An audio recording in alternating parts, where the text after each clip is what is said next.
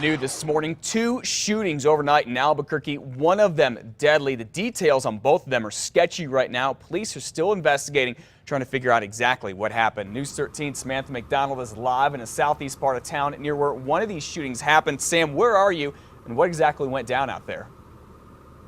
Well, Matt, I'm off Broadway in San Jose. That's just off Gibson. Police have been here investigating a shooting that occurred overnight. We don't know too many details yet, but we do expect to learn more from police very soon. This is what we do know. APD officers responded to a shooting call in the 400 block of San Jose Southeast. That's south of Bridge and east of 2nd Street. And the caller said his friend had been shot on Bethel Southeast, basically just around the corner near South San Jose Park. The caller was driving his friend to the hospital when he decided to pull over and call 911. The man who was shot was rushed the rest of the way by ambulance, but it was too late and he died. And police just cleared the scene here at about 4:40 a.m. There was a mobile crime unit out here as well. Matt, back to you.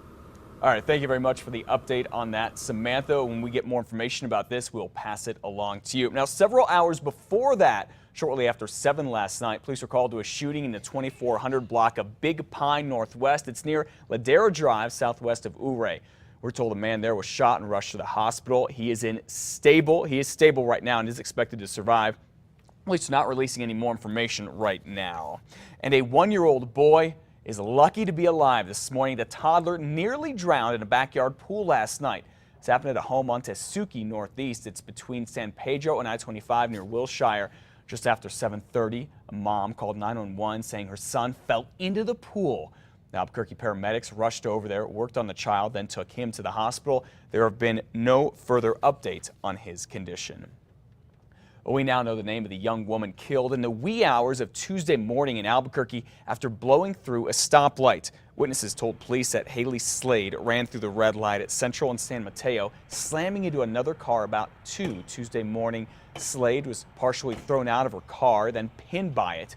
She died at the scene. She was just 20 years old. Investigators haven't said if alcohol was involved. Albuquerque's incumbent mayor R.J. Berry appears destined for re-election despite a lack of support from the police and fire unions, and now they're behind quite the attention-grabbing ad which claims that the mayor is putting your life in danger. Listen to this. We need to get in there. You know the rules. We can't go in until police arrive. Engine 1 to alarm, ETA and police. Alarm to engine 1. No officers available. Let's get in there. It's the kind of an ad that the officers, the first responders, have told me over and over again must go out in order to actually get the attention of the Albuquerque people. Got my attention. Did it get yours? And I think the better question is, will it change your vote or affect it? Well, this ad is from Paul Broom's group called Public Safety First, which is funded by both the police and fire unions. The police union has constantly bashed Mayor Berry for not putting enough officers on the streets, which means longer response times. It's an unfortunate ad. It's used for political purposes, and it's misinformation, and I think it's done purposefully just to scare the public during an election cycle.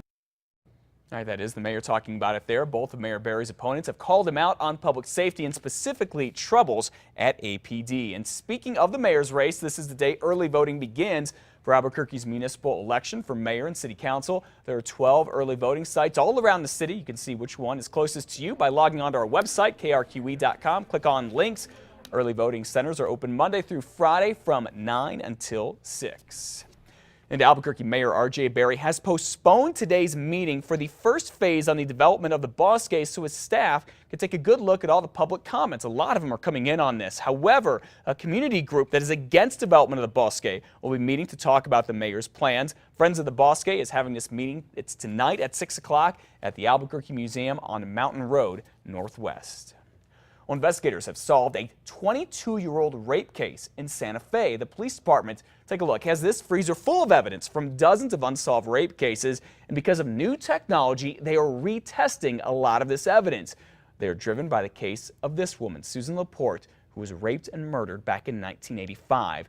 DNA from whoever killed her matches a case out of Albuquerque from that same year. Now, police did not get a match on a DNA database from any of those cases, but they did get one from a case back in 1991. A woman who is now in her 60s was walking in a park in Santa Fe when a man pulled her into a van and repeatedly raped her. Police say that man is David Garcia, and his DNA matches what was left at the scene. And he had also been arrested for assault back in Missouri in 2002. When we called her and told her, we have a hit, we have a suspect, we can solve your case, she was just over the moon. Oh, I bet. Mr. Garcia will be extradited to New Mexico to face charges. Out of the 25 cases resent to the lab, 3 have come back with hits. Police are hoping to have all of the cold cases and evidence from them processed by the end of this year. Well, some students here in New Mexico will get the chance to find out if they want to pursue a career in aviation and aerospace. This is pretty interesting. More than 1,000 kids are expected to be at today's New Mexico Aviation Aerospace Career Expo. It's for students from middle school through college. They'll have a hands-on interaction with high-tech gear. They'll be able to talk with people already working in the industry. They'll be at Kirtland Air Force Base from 9 to 3. Aviation and aerospace, quite popular these days. In fact, a big development going on down south called Spaceport America. That's supposed to open up next year.